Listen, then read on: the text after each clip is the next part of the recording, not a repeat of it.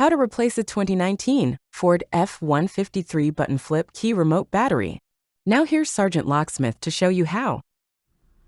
All right, let's go ahead and change the battery out on our 3-button flip key remote here. For this task, you will need a flat tip screwdriver, so let's get started. First, let's open it up. After you open it up, you'll notice where the key sits in here, the back side of the remote. This doesn't have the Ford emblem. Yours will, hopefully. If you look right in here, there's a little indentation. Push that, and you should twist a little, and she'll pop out. Once she does that, lift it open. You'll notice right here, the battery needs to be pushed that way, so let's go ahead and push it and lift up. Battery came out. It's a CR2032 battery.